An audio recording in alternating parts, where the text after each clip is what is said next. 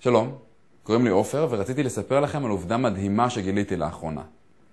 20% ממוצרי החשמל בישראל מגיעים למעבדות השירות לאחר שנשרפו כתוצאה מנחשול חשמל. מדהים, נכון? הפסקות חשמל, נפילות או עליות מתח הן דבר שכיח בישראל בכל עונות השנה. וכבר קרה לי לא פעם שמצאתי את עצמי מתרוצץ בדירה בין כל מכשירי החשמל כדי לבדוק שהם עדיין פועלים. יותר מזה, חברת החשמל ממליצה לנו הצרכנים לקנות מוצרי הגנה כדי לשמור על מכשירי החשמל שלנו מפני נחשולי מתח.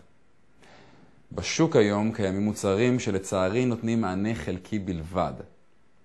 אבל אל תדאגו, כמישהו שלא אוהב לקחת סיכונים, חיפשתי ולבסוף מצאתי את הפתרון המושלם.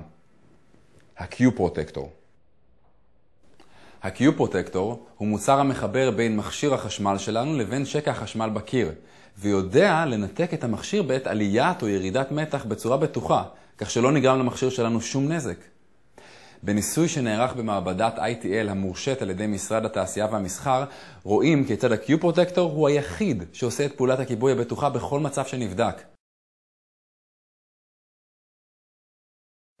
לאחר סדרת ניסויים קבע מכון ITL כי ה-Q-Protector הוא המכשיר היחיד שמגן על מוצרי החשמל מפני מגוון רחב של נחשולים, עליות וירידות מתח. כצרכן שרוצה להגן על מוצרי החשמל שלו ממש כמוכם, קניתי את ה-Q-Protector. מדובר במוצר מצוין, עמיד לאורך שנים ובעיקר נותן לי שקט נפשי לגבי כל מוצרי החשמל שלי.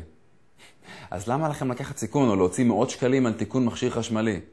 ההמלצה שלי, קנו עוד היום את ה-Q-Protector ותבטיחו לעצמכם ביטחון מקסימלי ושקט נפשי. רגע, שכחתי לומר לכם את הדבר הכי חשוב.